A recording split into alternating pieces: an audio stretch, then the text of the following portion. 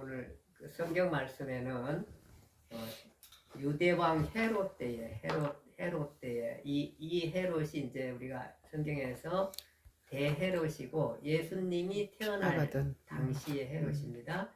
이 헤롯 때에 아비야 반들의 제사장 한 사람이 있으니 이름은 사가랴. 이제 우리가 나중에 알면 세례 요한의 아버지입니다. 세례 요한의 아버지 사가랴라 해서 이름이 우리가 들리기에는 여자 이름 같다 이런 생각이 좀 들어서 헷갈리면 안 됩니다. 아버지입니다. 아버지 사가라고 그 다음에 그 안에는 성경에 아론 자손이고 그 다음에 엘리사벳 이렇게 되어 있습니다. 자, 우리가 볼 때에 사가라는 제사장입니다. 아비야 반열의 제사장. 제사장은 누가 하죠? 아론이에요. 네. 와이프도 아론 집안이에요. 이 제사장 집안이에요. 그러니까 둘 다 제사장 집안의 사람이다. 이렇게 생각하면은 이 사람들이 굉장히 정통적인 유대인이다. 이렇게 생각하시면 될 것 같아요. 그렇죠? 정통적인 유대인인데 두 사람이 또한 하나님 앞에 의인이요 주의 모든 계명과 율례에 흠이 없이 행했더라. 얼마나 하나님 앞에 하나님 중심적으로 살려고 노력했던 사람. 물론 제사장이라도 그러기도 하지만 어쨌든 간에 제사장 중에서 아주 훌륭한 제사장, 그런 제사장입니다. 여기 보니까 헤롯 때라고 했어요. 헤롯이 이제 어떻게 유대 땅에 드냐. 이 헤롯 왕은 사실은 제가 여러 번 말씀드렸지만 이방인이라고 그랬어요. 그렇죠? 원래는 헤롯은 정통 유대인이 아닌데 지금 이때에 유대의 왕이 와 있는 거예요. 그것은 뭐냐 하면은 옛날에는 이 알렉산더라는 사람이 이 보면은 알렉산더라는 사람이 원래 이제 우리가 그 유대인들이 바벨론에 의해 포로로 잡혀가잖아요. 그렇죠? 그 바벨론 나라는 페르시아에서 멸망되고 페르시아는 헬라라는 나라에서 멸망돼요. 그 헬라의 중심 왕이 누구냐면 헬라를 엄청 크게 일으켜 놓은 사람이 알렉산드라. 우리가 이제 역사성에서 많이 들어봤을 때 알렉산드라는 사람은 그 사람이 이쪽 지역 이쪽이 로마 이쪽 러시 그리고 이쪽 지역까지 터키 이쪽까지 다 잡고 이쪽 편에 이란 이라크 지역 옛날에 바벨론 그쪽 지역을 다 잡고 이쪽 밑에 이집트 지역까지 이러면은 당시에는 온 세계를 다 잡은 거예요. 당시에 온 세계를 다스리는데 이 사람이 일찍 죽어요.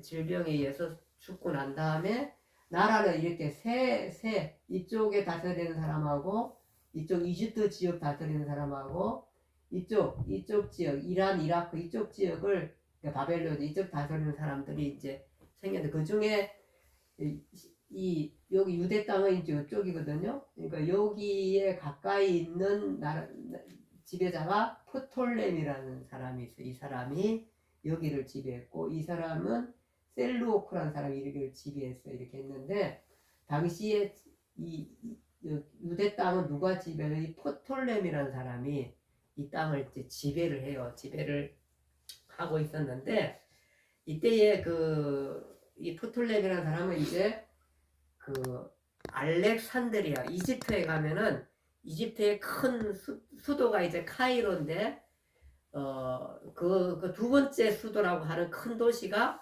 알렉산드리아예요. 알렉산드리아. 이게 이집트 여행 갈 때에 이 알렉산드리아도 많이 가요. 이 알렉산드리아에 이제 이 프톨렘이라는 사람이 이 이집트를 지배하고 이집트의 그 알렉산드리아라는 도시가 누가 만드는가 하면은 알렉산더가 여기를 점령하고 거기를 이제 도시를 개발하기 시작했어요. 했는데 이 사람이 32살인가 젊을 때 죽잖아요.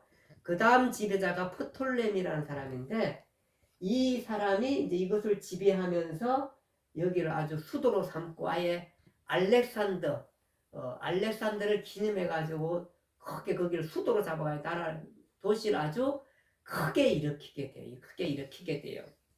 그렇게 일으키면서 여기에 이제 그 프톨레미 그 이때 당시에 이 프톨레미 2세 때는 여기에 이제 뭐 도서관도 세우고 도서관이 알렉산드리아 도서관이라는 도서관이 생겨가지고 당시에 세계에서 제일 큰 도서관이 여기에 세워져요. 이 도서관이 알렉산드리아 도서관이 세워지게 되고 또 우리 기독교에서 아주 유명한 일들이 하나 일어나는데 이제 요걸 알아야 되는데 그게 뭐냐 하면 이 알렉산드리아 도시가 도서관도 세워지고 또 여기에 당시 그 프톨레미 2세 때 여기가 굉장히 그 활발히 활동하면서 수도가 잡혀 커가면서 중심 도시가 돼가면서 유대인들이 이곳에 많이 와서 살게 돼요. 우리가 예레미야 때도 유대인들이 이집트로 오잖아요. 나중에 보면은 이집트 오는데 예레미야도 여기 와서 죽잖아. 이집트까지 와가지고 그때에도 유대인들이 왔었는데 이때 당시에는 진짜 엄청난 많은 사람들이 유대인만 한 100만 정도 이 알렉산드리아에 살았다니까 여기 의왕이 우리가 25만 되나요? 이 정도밖에 안 되는 10만, 17만, 20만? 그런데 이 100만이 왔다는 거는 엄청난 인구가 여기에 몰려들었죠. 유대인들이. 그러니까 이때 당시가 이제 다 뭐냐 하면은 헬라화가 되기 시작한 거예요. 근데 유대인들이 여기서 살다 보니까 자녀도 살고 이러다 보면은 문제는 뭐냐면 히브리어를 다 잊어버리는 사람들이 많은 거예요. 이거 어떻게 해야 돼요? 그래서 이때 프톨레미라는 사람이 프톨레미 2세가 유대인 학자 72명을 모아요.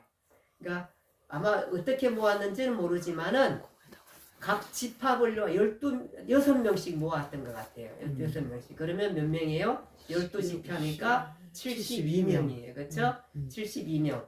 그래가지고 그렇게 해서 이제 모여서 72명의 아주 성경 중에서 모든 학자들이죠. 아마 당시에는 대제사장이나 서기관들이 이제 공부를 많이 한 사람들이고 또 바리새인 이런 사람들이겠죠. 어쨌든 이런 학자들이 72명을 프톨레미라는 이 사람이 왜 그랬는지는 잘 모르겠어요. 아마 유대인들의 환심을 사기 위해서 그랬는지 아니면은 도서관에 적어도 이 책 하나 정도는 있어야 되지 않나 뭐 이래서 했는지는 모르겠는데 성경이 어쨌든 간에 그 성경을 번역하기 시작해요. 72명이. 그걸 나중에 이제 뭘로 번역하냐면 성경이 당시에는 구약 성경이니까 뭘로 돼 있어요? 유대인 구약 성경이 히브리어로 돼 있잖아요. 히브리 사람 성경이니까. 근데 못 읽으니까 어떻게 해요? 못 읽으면 우리가 이게 헬라어로 성경이 있으면 우리 못 읽듯이 히브리어로 성경이 돼 있으면 우리가 못 읽듯이 그거를 번역하기 시작한 거예요. 무슨 말로? 헬라어로. 72년. 네, 그것을 가리켜서 뭐냐면 70인경이에요. 원래는 72병이었는데 그걸 현이 쉽게 얘기해서 70인경이라고 했어요. 당시에 그것을 히브리어를 헬라어로 차초로 다른 언어로 번역한 성경이에요. 근데 당시에는 모두가 헬라어가 되었고 우리가 신약 성경은 뭘로 썼어요? 헬라어로 다 썼어요. 근데 당시에는 히브리어는 이제 그 구약 성경은 히브리어로 됐잖아요. 이것까지 다 번역이 됐잖아요. 그러니까 이제 그 예수님의 제자들이 전도하러 막 이방 세계로 막 나가잖아요. 그러면 이제 그 나가가지고 어디에 모여요? 보통은 이제 그 유대인들이 회당에 모이잖아요. 모이면 다 히브리어를 쓰잖아요. 그런데 히브리어는 히브리어 사람은 알지만 이방 사람들은 모르잖아요. 그러면 어떻게 해야 돼요? 이 70인 성경이 번역된 것이 기가 막힌 거죠. 그거로 설명을 할 수가 있었던 거예요, 사람들이. 헬라어를 막 쓰니까. 근데 이 복음이, 이 70인경이 결국은 세계 복음화에 어떻게 해요? 엄청난 역할을 한 거죠. 이것이. 그 성경도 신약성도 헬라어로 쓰고 이랬잖아요. 이 70인경이라는 게 보면 이 사람이 프톨레미라는 사람이 있었는 거예요. 이 사람이 알렉산드리아 도서관 아주 크게 세우기도 했어요. 한번 잠깐만 여행 우리 한번 하고 갈게요. 제가 어쨌든 간에 지금 뭐 우리가 여기서 예배를 드리니까 조금 쉬면서 한번 볼게요. 이 사람이 이제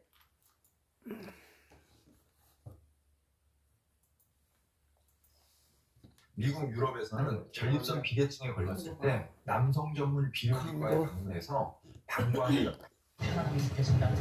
지중해가 만들어내는 고유한 물결은 길가로 스며들듯 도시와 어우러진다. 고층 건물들은 단조로워 보이지만 가까이서 보면 이집트 특유의 색감과 좀 질감이 편하게 시간의 이렇게 흔적을 어깨도 만든다. 이렇게 좀 하시고 편하게 건물 안에 하세요. 도시를 만들며 이곳은 과거와 현재 그리고 미래의 치료하고 끝없이 예방하는 대화를 나누는 장소임을 이걸 안 해. 믿는다. 김우리 집사님 이렇게 하는 됐고 도시의 빛이 하나둘 켜질 때쯤 배고픔을 느끼며 지중해 새우 손을 좀 먹고 출발한다. 전학교는 그거를 탁 하면 좋아져. 농어 시켰어요.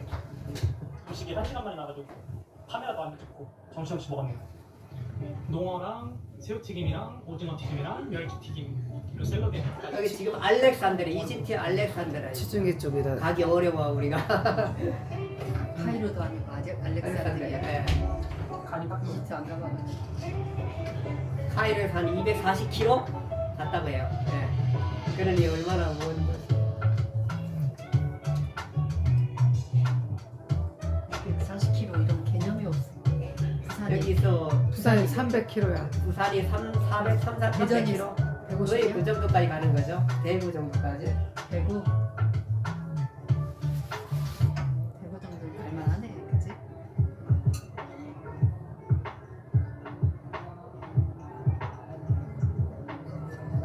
이 사람 혼자 찍고 혼자 네, 독백하고. 이렇게 알렉산드리아 첫째 날이 끝났고요.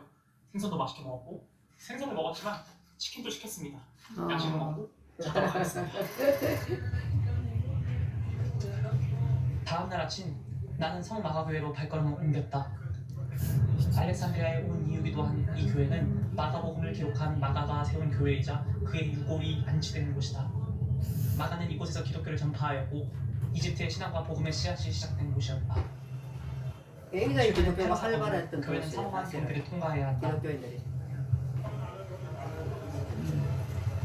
여권 검사 그리고 진검사 등 엄청나게 검사를 많이 했는데요. 왜냐면 예전에 여기서 테러 사건이 있었거든요. 폭발 테러가 있었어가지고 오늘 행사 있다고 비디오를 찍을 수가 없대요. 그래서 내일은 괜찮다고 하니까 성 마가교회는 내일 찍도록 하겠습니다. 알렉산드의 도시가 이렇구나. 스치면서 알렉산드리아가 가진 독특한 지중해 옆에니까. 지중해.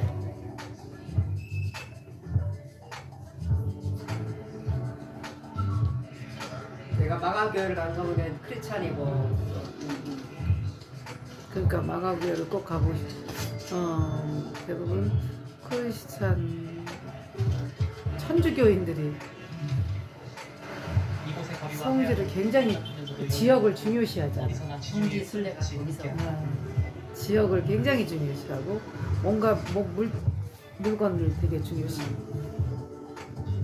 아유 새롭게 시작해놨는데 쫙 우리나라 말 찾아. 우리나라 말 도시가 도서관. 분명히 있을 거야. 최근에 해놓은 거면. 바닷가잖아요, 그쵸? 저는 지금 알렉산드리아 도서관에 와 있습니다. 도서관이요? 우리가 흔히 도서관을 생각하면 조용하고 차분한 공간이라고 생각하잖아요. 하지만 이 알렉산드리아 도서관은 그 이상의 공간이었습니다. 알렉산드리아 도서관은 고대 세계에서 가장 지금 저기 크고 어디나? 유명한 도서관 중에 하나였습니다. 이집트. 거기에는 온갖 주제의 두루마리들이 이집트가 원래 카이로가 수도인데 옛날에는 알렉산드리아 여기가 그런 수도였대. 장소였습니다. 이 도서관은 기원전 3세기에 프톨레마이오스에 의해서 건립되었습니다. 바울의 고향이었던 다소와 더불어서 이 이집트의 알렉산드리아도 지식의 곳이었거든요. 이 알렉산드리아 도서관은 단순히 책들을 모아놓은 것을 넘어서 지식과 토론의 장이었던 거죠. 가장 흥미로운 건 이 도서관의 소단품 수집 방법인데요. 일단 모든 들여오는 데에서 책을 모아드렸대요. 그리고 책을 복사하고 원본을 도서관에다가 보관했다고 합니다. 그래서 이곳에서는 전 세계에 가장 많은 책들이 이곳에 존재했고요. 유클리드나 에라토스테네스 같은 당시 최고의 학자들이 이곳에서 지식을 쌓았다고 전해집니다. 하지만 이 도서관도 여러 차례 위기를 겪습니다. 지진, 전쟁, 그리고 화재로 여러 차례 파괴가 되기도 했었는데요. 기원전 48년 때 로마의 내전의 큰 화재로 이곳에 책들은 많이 소실되게 됩니다. 후에 안토니오스의 연인이었던 클레오파트라가 이곳 화재로 상심하고 있으니까 버가모에 있는 페르가모 도서관에 있는 장서들을 많이 이곳에 옮겼다고 버가모. 사랑의 힘으로도 옮겼다고 전해지고 있습니다. 재밌는 건 현대에 이르러서도 이 알렉산드리아 도서관의 정신은 그대로 이어지고 있습니다. 2002년 월드컵 당시에 이 알렉산드리아 도서관은 다시 새로 세워지게 됩니다. 최첨단 시설과 또 수백만 권의 책을 보유하고 있으며 다시 한번 세계 지식의 중심지가 되고 있습니다. 예전과 규모는 다를지 몰라도 그 지식의 풍부한 만큼은 변함없이 지키고 있는 것 같습니다. 지금 제 옆에서 사람들이 계속 지켜보고 있어서 조금 부끄럽네요. 혼자 뭐라고 했으니까 삼각대 세워놓고. 혼자 찍고 혼자 해설하고 혼자 다 해. 고대 지루함도 있어. 단순히 지식의 저작고가 아니라 지금까지 인류의 지식 추구의 역사를 터키가 상징합니다. 오늘날까지 그 열정이 살아 숨쉬고 있다는 게 참 놀라운 것 같습니다.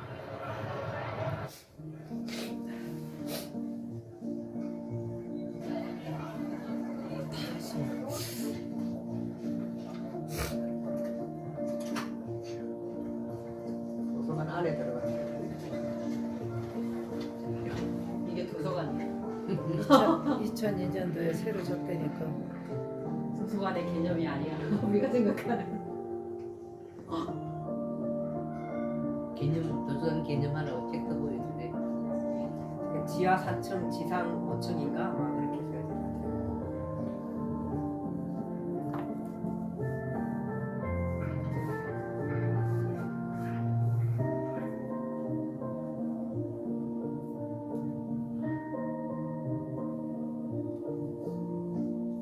오늘은 성경 역사 속의 멋진 이야기를 하나 들려드릴까 합니다. 70인의 성경이라는 이야기를 들어보셨나요? 지금 70년 성경은 최초로 그리스어로 번역된 히브리 성경인데요. 그 탄생 배경이 매우 흥미롭습니다. 알렉산드리아는 지중해 해안에 위치한 도시입니다. 문화와 지식의 허브였죠.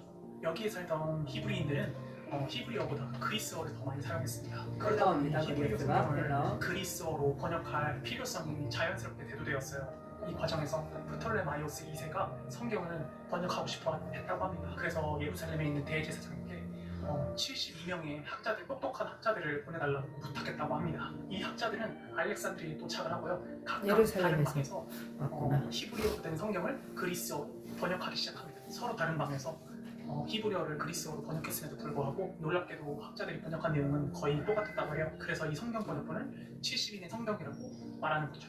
72명이지만 반올림해서 70인의 성경. 이렇게 완성된 70인의 성경은 지중해 지역에 거주하던 히브리 사람들과 그리스인들에게 굉장히 큰 영향을 미쳤다고 합니다. 그리스어로 굉장히 번역되었기 때문에 오픈된. 이해하기가 굉장히 쉬웠기 때문입니다. 게다가 초대교회 기독교인들도 이 그리스어로 번역된 70인의 성경을 읽었다고 같지 합니다. 않아? 이 70인의 성경은 단순한 번역본이 아니라 당시 사람들에게 믿음과 지식을 전달하는 중요한 다리 역할을 했던 것이죠. 70인의 성경은 오늘날까지도 그 중요성과 가치를 인정받고 있어요. 이 번역본은 초기 기독교 문헌에 자주 인용되었고요. 신약 성경에도 70인역에서 가져온 구절들을 자주 볼 수 있습니다. 그리스어 문화권과 유대교회의 접점을 잘 보여주는 70인의 성경은 고대 문학과 성경 연구에 여전히 중요한 자료입니다. 이 도시의 매력은 단지 과거의 영광에만 머물지 않고 현대의 알렉산드리아는 여전히 산업과 교육의 중심지로 천연가스와 석유관이 지나는 중요한 허브로서 기능한다. 분주한 교통과 활기 넘치는 상인들의 모습은 도시가 여전히 살아있음을 증명한다. Hello. Yeah, how much?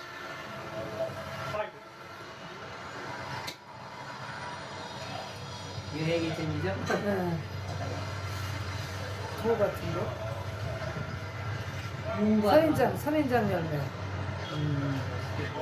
100년 초처럼. 아주 버리시네.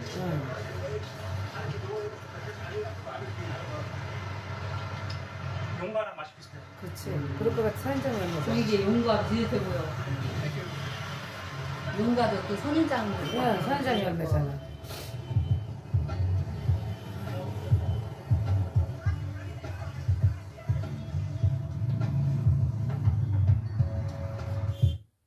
이게 진짜인지 아닌지로 엄청 논란이 저거 되고 있는 궁금해. 진위 삭제 영상. 한번 남편 완전 얼굴에 거짓말 테스트 되는 해봤거든요. 말도 안 되는 거지. 그래. 말도 안 되는 거지.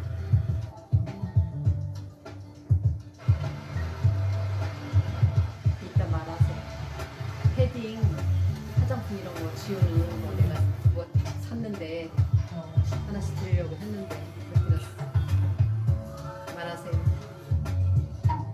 패딩. 손목 같은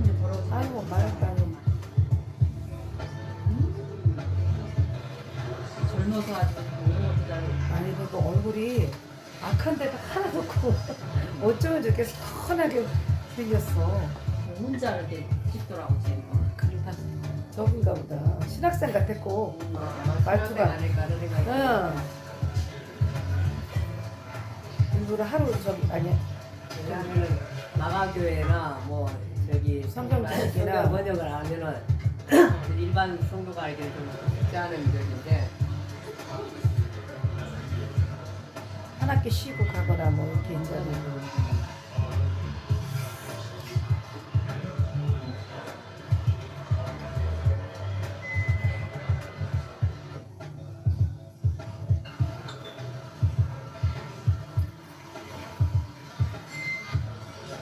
부지런하고. 이곳에서 가장 거대했던 세라피스 신전에 왔다.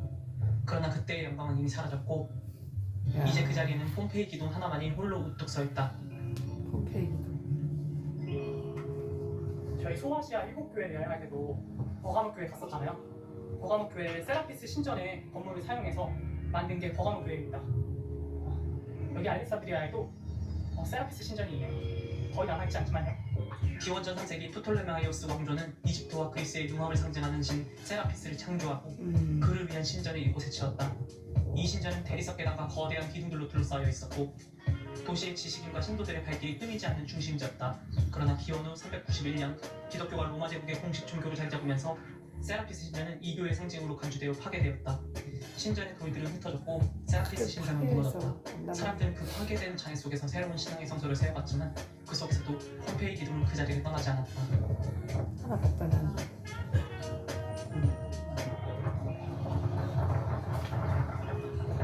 애굽 나오네 이제. 애굽 계속 이어서 하는가 보다.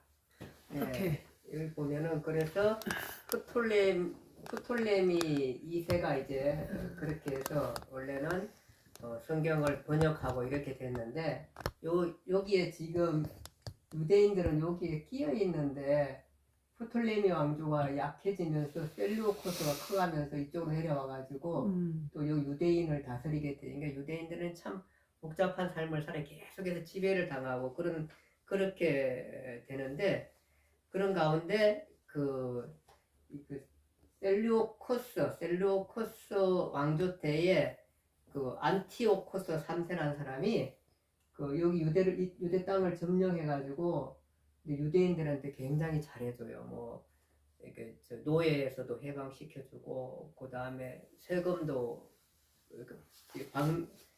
이제 이렇게 감면해주고 뭐 이런 좋은 일들을 많이 하게 돼요. 뿐만 아니라 뭐 이 율법에 따라서 하나님도 잘 섬길 수 있게끔 이게 너무 좋잖아요. 하나님도 잘 섬길 수 있게 해주고 그 다음에 제사 비용도 대주고 그 다음에 성전 수리 비용도 지원해주고 이처럼 잘해줘요. 그 다음에 그 제단용 땔감 같은 경우 제단에 뭐 불 떼고 하는데도 땔감용 재료도 전부 면세로 해주고 뭐 이런 식으로 해가지고 굉장히 안심을 사고 잘 해줬는데 문제는 뭐냐 하면은 이 사람이 이제 로마가 이제 막 한참 커져 헬라 다음에 이제 로마 시대가 오잖아요. 커지면서 점령하게 되고 셀루코스 4세 때는 이미 이 헬라가 로마에다가 이제 조공을 바치고 막 이럴 때가 되니까 너무 어려워지니까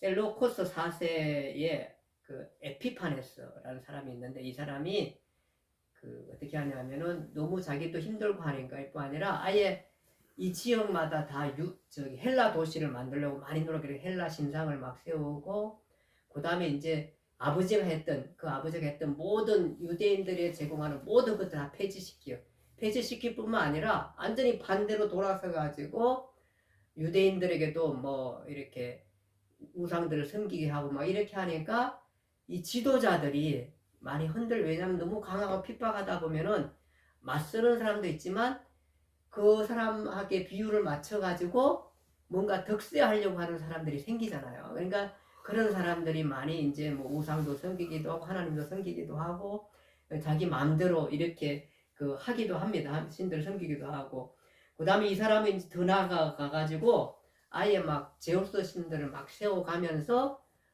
하나님을 섬기지 못하도록 그렇게 적극적으로 말리기도 합니다. 그러면서 사람들 가운데는 그 제사장들도 제사장직을 아예 팔기도 하고 그때 당시에 이렇게도 하고 그 다음에 그 헬라식 운동장 나체로 이렇게 뛰는 그 운동장에 유대인들이 참여하기도 하고 뿐만 아니라 그러다 보니까 뻘겋게 뛰다 보니까 할례한 표시가 부끄럽다 그걸 부끄럽게 생각하기도 하고 막 이랬다 그래요. 이게 그때 당시 어쨌든 간에 많은 사람들이 헬라화 돼가고 있고 이랬었습니다. 그래서 이 사람은 아예 그 자기 아버지가 내렸던 유대인 특기를 다 폐지하고 유대계의 모든 관습에 대해서 그 많은 금지령을 내리고 희생 제사도 금지시키고 안식일 지키는 것도 금하고 그 다음에 할례도 금하고 근데 막 성경을 태우기도 하고 이 셀레우코스 에피파네스 이 사람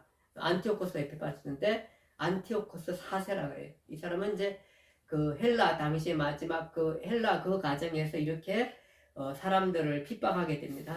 그뿐만 아니라 제일 이제 힘든 것은 뭐냐면 당시에도 이렇게 성전이 있었어요. 예루살렘에 성전이 있었거든요. 그게 무슨 성전이죠? 당시에 성전이 있었다면은 성전이 있었잖아요. 서룹바벨. 예, 그것은 스룹바벨 성전이에요. 스룹바벨 성전은 막 누구야? 솔로몬 성전처럼 크고 화려하지는 않았어요. 그래도 성전이 있었는데 그 성전에다가 제우스 신전을 세워놓고 아래 집어넣어놓고 신상을 세워놓고 거기다가 돼지고기로 바쳐서 제물을 바치고 이러니까 유대인들이 이게 폭발하죠. 이거는 물론 아부하는 사람도 있지만 정통 유대인 같은 사람들은 이거 견디지 못하죠. 제우스 신상을 하나님의 성전에 세웠다는 것도 이게 기가 막힌 일인데다가 근데 하물며 유대인들 돼지고기 싫어하는 먹지도 않는 입에 대서 잡지도 않는데 그 돼지고기를 그 앞에 들였으니 이게 폭발할 수밖에 없잖아요. 이게 셀루코스가 지배하면서 그 4세가 이렇게까지 유대인들 핍박하니까 유대인들이 가운데 그 하스모니아와 왕가라고 하는 그 제사장 가문이 일어나가지고 거기에 그 제사장 가문에 그 마따디아라는 사람이 이제 그 마카비라는 사람이 자기 아들 5명하고 반란을 일으켜요. 이 사람들은 정통 유대인이겠죠. 혁명적인 유대인이죠. 혁명을 일으켜요. 그 아들 5하고 이래가지고 그걸 가지고 마카비 혁명이라 그래. 마카비 혁명이라 그러는데 이 마카비는 이제 유대 셋째 아들인데 쇠망치는 의미를 갖고 있는데 그 사람이 중심을 해가지고 운동해가지고 셀루코스를 쫓아내버려요. 그래가지고 예수님 오시기 전에 166년에 해방을 시켜요. 유대가 독립을 해요. 이거 기가 막히죠? 유대인들이 계속해서 그 바벨론 이후에 지배를 받고 있잖아요. 아수르, 바벨론 지배를 받고 있고 그 다음에 돌아왔지만은 페르시아의 지배를 받고 있고 그 다음에 여기 지금 헬라의 지배를 받고 있는데 잠시 동안 독립해요. 얼마 동안? 100년 동안. 그러니까 100년 동안 독립을 하는 거예요. 이렇게 166년 해가지고 독립을 했으니까 66년까지 예수님 오시기 60년 전까지 이 사람들이 독립을 해가고 있는 거예요.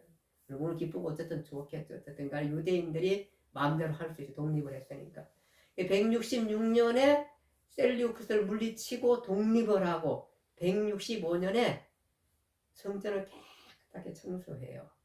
그것이 거기 아마 그 제우스 신상 다 드러냈겠죠? 당연히 드러냈을 거예요. 다 드러내고 깨끗이 청소해서 진실로 하나님을 드릴 수 있게끔 분위기를 싹 만들어 놓았죠. 아마 유대인들이 너무너무 좋아했을 거예요. 신앙인들이 너무 좋아했을 거예요. 그걸 가리켜서 우리가 수전절이라고 해요. 이제 하누카라 그러는데 수전절 예수님 때 이게 이제 나와요. 수전절이 수전절이라 해요. 수전절 이렇게 해서 이제 세워가지고 그렇게 돼서 나중에 이 하스몬 왕조 때에 그 밑에 있는 에돔 땅까지 점령해요. 요 눈깍지 요까지 점령해가지고 여기에 있는 안티파스 1세라고 하는 사람이 왕이 에돔 왕이 있었는데 그 사람을 물리치고 지배를 해가지고 너를 그냥 너는 왕하지 마라 이제. 그리고는 네가 그 대신에 여기를 다스리면서 우리한테 공물을 바쳐라. 이렇게 해가지고 바칠 수 있게끔 그렇게 해놓고 총독으로 삼아놔요. 이 사람이 누구냐면 안티파스 1세가 누구냐면 헤롯 대왕이라는 헤롯 대왕의 할아버지 에돔 땅 이때에 이게 그러니까 이래가지고 그렇게 해가지고 핫스몬 왕조 때에 이곳을 점령했는데 문제는 뭐냐 하면은 이 핫스몬 왕조가 이렇게 잘 하나님 앞에서 잘 생각해서 인간은 늘 한계가 있어요. 잘 지내야 되는데 이 핫스몬 왕조가 제사장 가문이라 그랬잖아요. 제사장도 하고 왕도 하면서 아예 그냥 몽땅 다 유대를 안전하게 지배하게 되는 거죠. 이것이 백성들 가운데 이게 특별히 또 정통 유대인들 가운데 불만으로 냈죠. 왜 당신은 왜 이렇게 제사장도 하고 왕도 하고 네가 다 해먹냐 이제 그 얘기죠. 그러니까 사람들은 이렇게 올바르게 혁명했지만 또 그렇게 되는 거예요. 그러니까 혁명하면은 이제 그런 식으로 이렇게 내가 욕심이 생긴 거죠. 그러니까 너무 그래서 일방적으로 통제하고 권력을 갖게 되면 이게 문제가 생기기가 쉬운 거죠. 어쨌든 간에 그럴 때에 그런 가운데 있었을 때에 뭐 핫스몬 왕조가 서로 권력 다툼 갖고 이랬을 때에 아까 전에 그 헤롯 안티바스 있잖아요. 그가 죽고 이제 지나고 헤롯이 등장하게 되는데 뭐냐 하면 이 사람이 당시에 이제 로마가 헬라를 지배하고 막 이렇게 돼 있고 핫스몬 왕자와 싸울 때에 로마가 결국은 여기를 유대 땅을 무너뜨리 그게 이제 아마 한 60년경 됐겠지. 100년 지났으니까 60년경 AD 60년 50년 그때에 완전히 점령 핫스몬 왕조가 무너지면서 이때 대도하는 사람이 누구냐 하면은 헤롯이 헤롯. 에돔에 원래 그 아버지가 총독으로 있다가 할아버지가 이게 번창하면서 뭐냐 하면은 이 사람이 대단한 사람이 술수가 있는 거예요. 정치를 아주 잘하는 요즘도 정치를 잘하는 사람들이 나라를 잡아깨고 이렇게 해서 나라를 이게 아주 대단해. 이 사람이 아주 정치를 잘해요. 그래가지고 로마에다가 자꾸 왔다 갔다 하고 정치를 하려고 막 넓혀가요. 넓혀가더니 결국은 로마의 언론에서 이 사람을 AD 한 40년경 37년에 유대인의 왕으로 파견해줘요. 그러니까 정치력을 그러니까 핫스몬 왕가가 서로 막 권력 다툼을 할 때 이 사람은 뭐 했어요? 로마에 빌붙어 가지고 사실 빌붙으면 지혜를 많이 발휘하고 머리가 좋은 거죠. 그러니까 그 사람들을 잘 다스리게 되고 또 이렇게 뇌물도 바치고 이렇게 해가지고 등장을 하는데 핫스몬 왕과 싸우니까 이게 힘이 없잖아요. 그러니까 야 네가 가서 언론에 로마 언론에 네가 가서 AD 37년에 BC 37년에 예수님 오시긴 37년 전에 네가 가서 그러면 그 나라를 다스려. 그래가지고 유대 왕으로 들어오는 게 바로 누구냐면 헤롯이 헤롯. 헤롯은 여기 에돔 요 밑에 이스라엘 밑에 에돔 지역이 있는데 사실 이 에돔 지역이 원래는 유대의 핫스몬 왕가에서 지배를 받던 지역이에요. 그 지역에 있었던 그 바로 헤롯이 결국은 술수를 잘 부려가지고 정치력을 잘 발휘해서 그렇게 해가지고 혼란기에 왕으로 자리 잡아가지고 들어온 게 예수님 태어나실 당시 오늘 지금 이 헤롯 때에 그러니까 여기 왕으로 온 거예요. 왕으로. 그때 이제 헤롯이 지배할 그때에 왕이 됐을 그때에 물론 이제 유대인 이제 이 유대 자체가 로마의 지배를 받고 있는데 그 로마의 지배를 받고 있으면 헤롯은 로마가 시키는 대로 하겠죠. 그때에 헤롯 때에 아비야 반열의 제사장 있었어요. 그 사람이 사가래요. 아비야 반열은 뭐냐 하면은 당시에는 제사장 업무를 이제 성전에 가서 제사장 업무를 하는데 제사장들이 많잖아요. 그러니까 뭐냐 하면은 반열이 24반열이 원래 그 솔로몬 왕 때, 다윗 왕 때 그때 이미 만들어져 있었어요. 반열. 제사장이 많다 보니까 한꺼번에 다 들어가서 성전을 봉사하지 못하잖아요. 그러니까 24개조로 나눈 거예요. 24개조. 1조, 2조, 3조 이렇게 해가지고. 그래서 아비야 반열은 뭐냐 하면은 두 번째 조예요. 두 번째 조.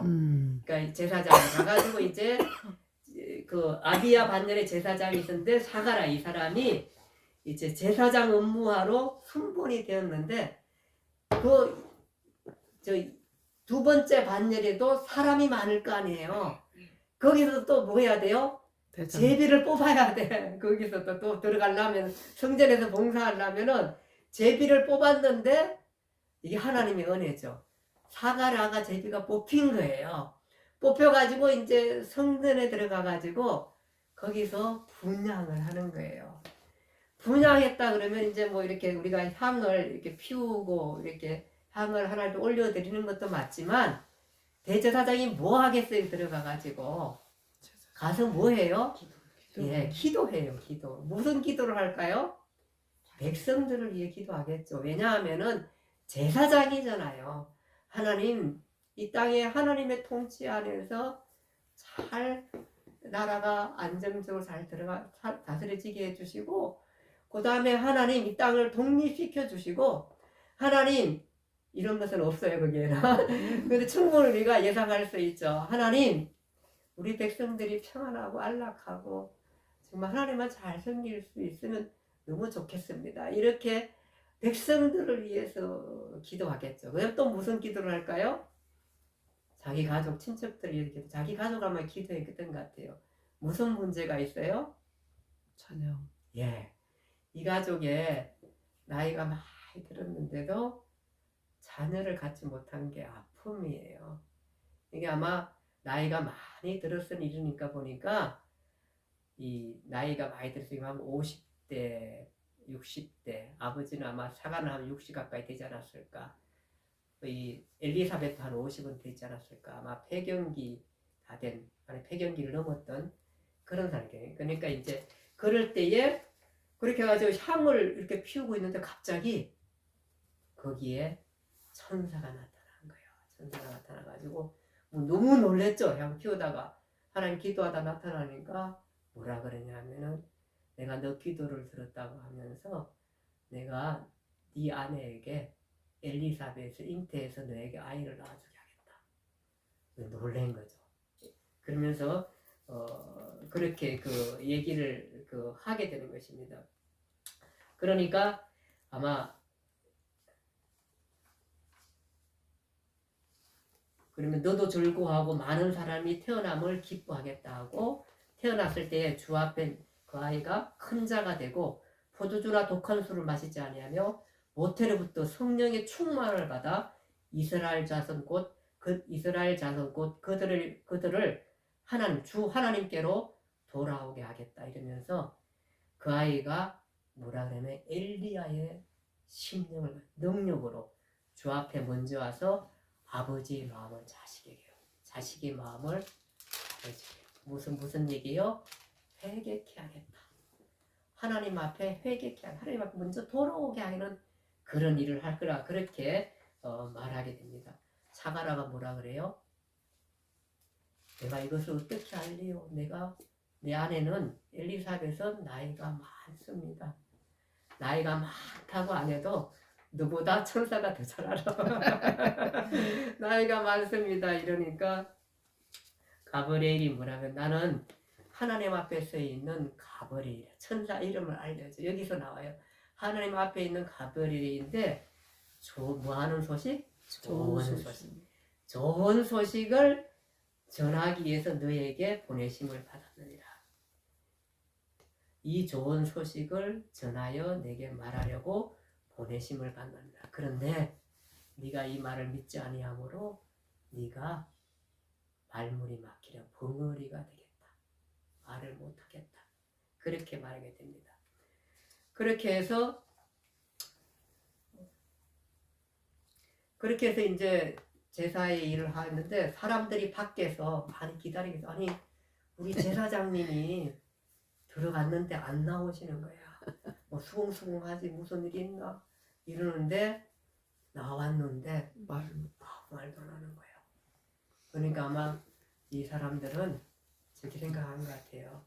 아, 이 사람이 무슨 특별한 게 있었는데 환상을 봤나 보다. 이렇게 하면서 이제 자기 보통 이 제사장이 들어가면 일주일 봉사를 하는데 아마 그때 마지막 때쯤 이런 일이 있지 않았을까 생각해요. 그러고 이제 자기 집에 돌아갔어요. 돌아가가지고 있었어요. 그리고 난 다음에 엘리사벳 잉태하고 그리고 5개월 동안 숨어 있었어요. 사실 알리지 않았죠.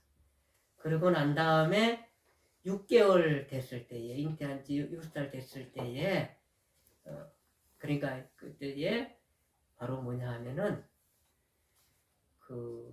그때에 6개월 그러니까 그 일이 휘선 후에 6개월 됐었을 때에 이 또 누구 천사 누구죠?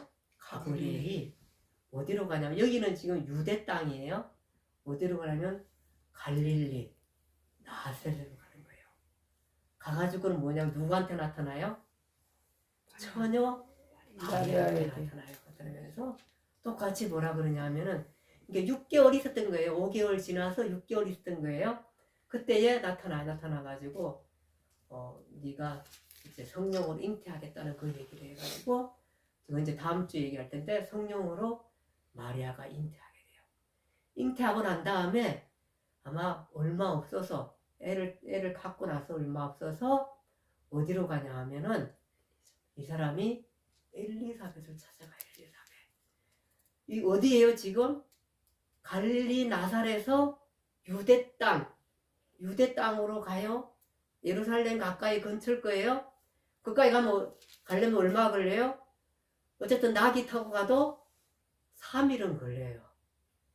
그 3일을 힘들고 어쨌든 간에 이렇게 해서 엘리사벳을 찾아가요. 찾아가니까 들어가서 이제 문안하죠. 문 열리면서 하니까 방문이 열리자 엘리사벳이 환영하면서 맞으면서 엘리사벳이 이제 나이가 많겠죠. 엘리사벳은 적어도 50대는 될 거고 마리아는 처녀에서 몇 살 됐을까요? 20대 정도 아닐까요? 그러면 사실 엄마 딸이죠. 엘리사벳이. 그렇게 들어오는데 막 환영하는데 엘리사벳이 느끼는데 막 이 안에서 임신 지금 이제 6개월, 7개월 아마 이때쯤 됐을 것 같은데 막 여기서 배가 막 엄마가 오니까 마리아가 오니까 막 뛰는 거예요. 막 뛰면서 놀라는 거예요. 아이가 안에서 너무너무 엄마가 느끼기에 애가 너무너무 기뻐하는 것 같아요. 너무너무 기뻐하는 것 같아요. 그래가지고 그러니까 뭐라 그래 엘리사벳이 마리아 보고 그 성령의 충만을 받으면서 여자 중에 내가 복이 있도다. 내 중에 아이도 복이 있도다. 그렇게 말하면서 이 사람이 이런 말을 해요. 내 주의 어머니가 내게 나오느니 이 어찌 된 일인가. 내 주의 어머니. 그럼 왜 이 엄마가 엘리사벳의 주님을 잉태했다는 거예요. 야, 이거 기가 막히죠? 그러니까 성경이 기가 막힌 게 이런 거 하나하나가 너무너무 기가 막혀요. 엘리사벳이 뭐라 그러냐면은 성령이 충만해서 내 주의 어머니를 본다는 게 내가 이게 얼마나 기가 막히니라. 얼마나 반대했을까요? 그렇게 말하는 거예요. 그러면서 당신이 여기 들어올 때에 내 뱃속에 이 아이 7개월 된 이 아이가 너무너무 좋아하면서 이 아이가 누구예요? 지금 엘리사벳 뱃속에 있는 아이가 세례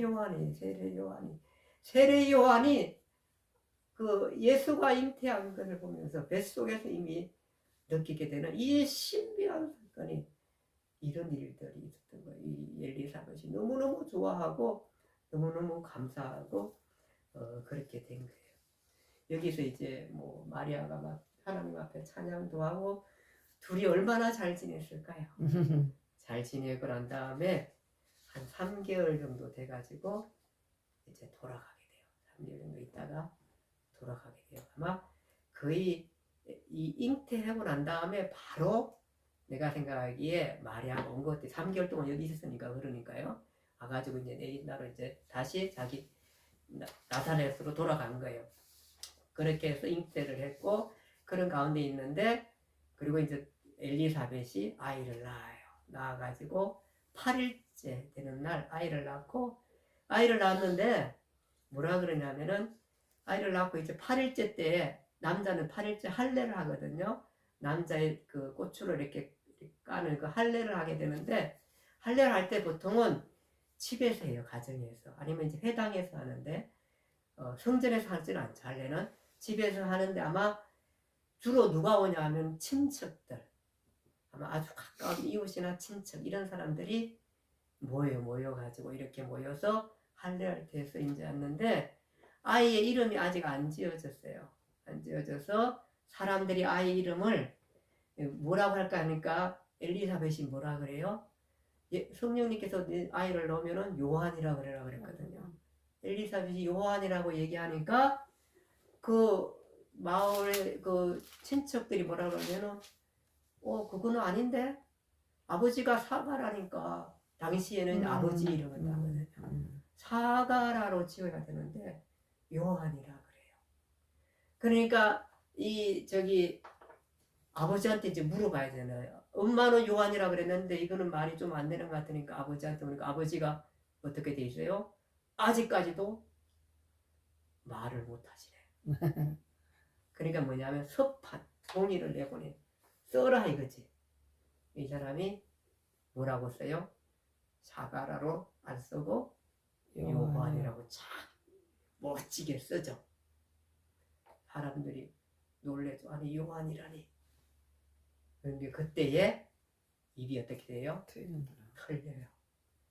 그동안 말을 못했으니 얼마나 할 말이 많겠어요. 사가라가 아마 해가지고 자초지을 다 얘기한 거예요. 내가 성전에서 분양하고 있었는데 가브리엘 천사가 와가지고 엘리사벳이 아이를 갖는다는데 나는 못 믿겠어. 그때 나오면은 이름을 요한이라고 하라 그래. 그런데다가 막 이 아이가 앞으로 막 그 많은 사람들을 죽게 돌아오게 하는 그런 사람이 될 거라고 그랬어. 뭐 온통 막 말을 막 했었을 거예요. 했었으니까 왜냐하면은 거기 추측할 수 있을 거예요. 왜냐하면 사람들이 세례 요한에 대해서 이 아이가 앞으로 어떻게 될까 기대가 많았다. 성경 그렇게 돼 있어요. 한번 보세요. 성경에 기대가 많았다 그래요. 그러니까 아마 그렇게 얘기를 했으니까 기대했겠죠. 그렇게 돼서 세례 요한이 탄생하게 된 거예요. 하나님 은혜롭죠. 기가 막히죠. 이렇게 해서 세례 요한이 탄생했어요. 세례 요한의 탄생은 뭐냐 하면은 그 탄생의 의미가 있어요. 성경에 우리가 성경의 구약 성경 맨 끝이 무슨 성경이에요? 구약 성경 맨 끝. 구약 성경 맨 끝. 말라기잖아요. 말라기 4장의 말라기 구약 성경의 모든 성경의 예언서를 문 닫으면서 한 말이 있어요. 뭐냐 하면은 엘리야를 보내리라. 엘리야를 보내리라. 저기 말라기서 4장 5절 한번 읽어볼래요? 말라기 4장 5절. 말라기 4장 5절입니다. 보라 여호와의 크고 두려운 날이 이르기 전에 내가 선지자 엘리야를 너희에게 보내리니. 예, 그 선지자 엘리야를 너희에게 보낸다 그랬어요. 그러면서 오늘 지금 이 세례 요한이 탄생할 때에 뭐라 그런지 아세요? 뭐라 그래? 이렇게 말해요.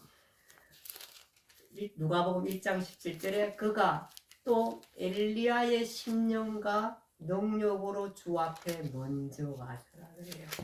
엘리야가 온 거지만 엘리야로 온 거예요. 엘리야는 아니지만은 엘리야는 뭐야?